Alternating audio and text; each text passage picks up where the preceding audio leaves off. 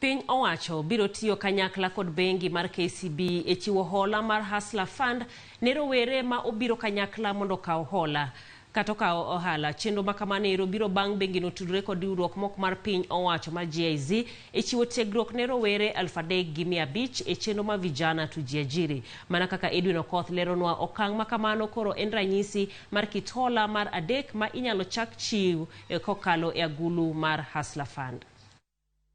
Bang' yango kidieny mar ariyo mar Hustlers Fund ma ichiwo ne oganda ma oriwore kanyakla dwe mar 6 higani, piny owacho koro lieko yango kidieny mopogore mar hola no mabiro geto rowere ma oseyudo tiegruok kendo dwaro chako helni. Jatend piny Kenya William Ruto wacho ni twak e kind KCB kod piny owacho osechakore mar neno ni rowere moyudo tiegruok ok bed kod pek mar chako helni. I know there is limited scope in when you guys step out.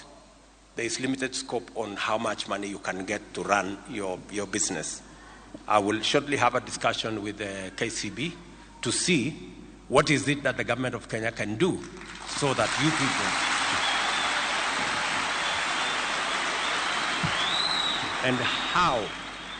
and how do we reorganize the space around Hustler Fund to make sure that you can get opportunities, especially with your skills, whether we can leverage on that to give you more money to be able to do and run your enterprises. Jatend piny Kenya no ma oseketo mahino medo omenda ma iketo ne migawo mar somo koro wacho ni mano en yo achiel maneno ni somb rowere go kodhi nono. Hustlers Fund ma osechiwo ma ok tin shiling bilion 30 ne ochake giko mar higa mokalo ka jogo mokawo hola yor ong'we yamo bende yudo thuolo mar kungo. Jakom bengi mar KCB Joseph Kinywa ne orwako chenro no ka wacho ni chieto ma jiwo yuto mag rowere en achiel kuom yore ma nyalo tiek godo dhier e pacho ka. The KCB group remains dedicated to supporting initiatives that empower the youth. We firmly believe that investing in the potential of young people is an investment in the future prosperity of our beloved nation. Development in Africa cannot happen without them.